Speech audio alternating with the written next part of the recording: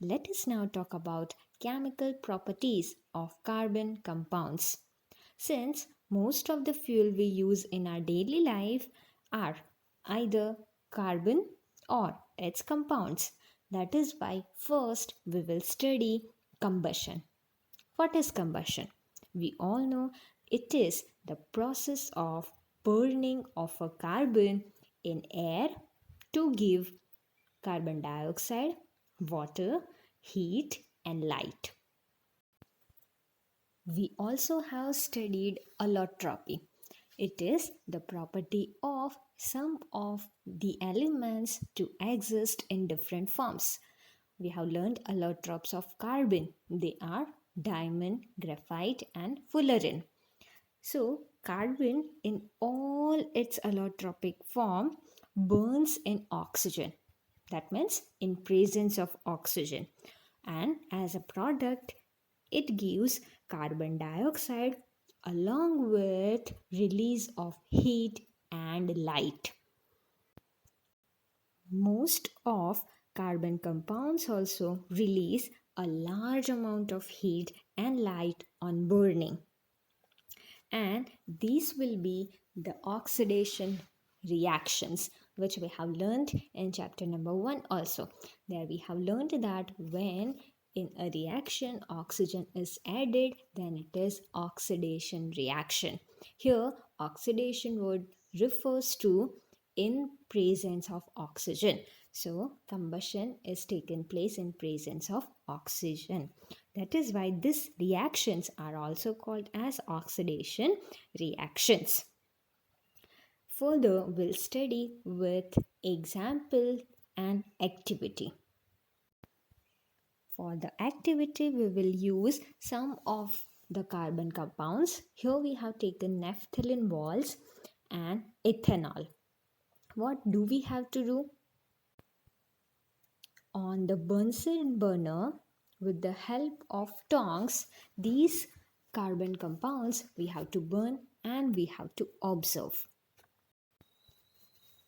On burning naphthalene balls, we will see that naphthalene balls burn with a yellow sooty flame, whereas ethanol burns with a blue non-sooty flame. We can take more examples also and we can observe it. As observation, we will see that saturated carbon compounds will burn with blue non-sooty flame, and unsaturated carbon compounds burn with yellow sooty flame. Soot particles we know, right? The black powdery flaky substance which burn with yellow flame, right? So when we have saturated carbon compounds, they will burn with blue non-sooty flame. Saturated carbon compounds means what? They have a single carbon bond between them. Unsaturated carbon compounds burn with yellow sooty flame. Unsaturated carbon compounds have double bond and triple bond between the carbon atoms. You may think, why is it so that saturated carbon compounds burn with blue flame and unsaturated burn with yellow flame? It is because for saturated carbon compounds, they have complete combustion, and unsaturated carbon compounds have incomplete combustion. For saturated hydrocarbons, percentage of carbon is less, and for unsaturated carbon compounds, carbon percentage is high. So these things we will remember. Saturated carbon compounds will have complete combustion. That is why they burn with blue non-sooty flame. Whereas unsaturated carbon compounds have incomplete combustion, which leads to yellow sooty flame. Now we all have seen the gas stove which we use at home. that gives a blue non-sooty flame. At home, the gas stove which we use has inlets. We have seen small holes, right? What is the purpose for that holes? So that the air, the oxygen can be given into that holes.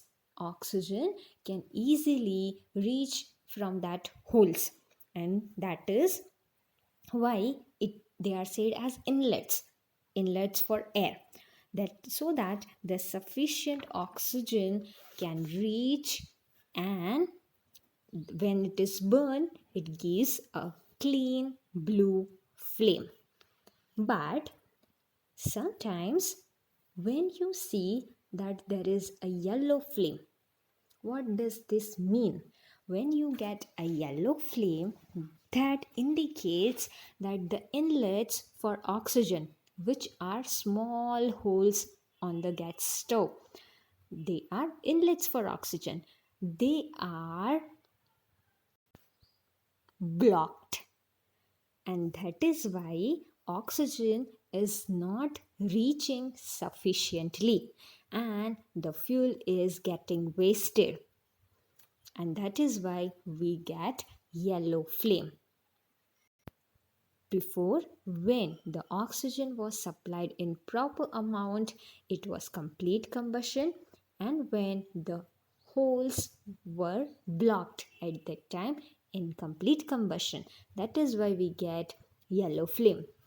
Sometimes you have also observed that the bottom part of the vessels are getting blackened, and it is the reason of this that the holes are blocked. As a result, it gives yellow flame which blackened the bottom surface of the cooking vessels. Fuels such as coal and petroleum have some amount of nitrogen and sulfur in them. Please remember this. Fuels such as coal and petroleum have some amount of nitrogen and sulfur present in them, and their combustion results in the formation of oxides of sulfur and nitrogen. So there will be oxides of sulfur and oxides of nitrogen, and these oxides of sulfur and nitrogen are major pollutants in the environment, which leads to greater amount of pollution. So this is all about combustion.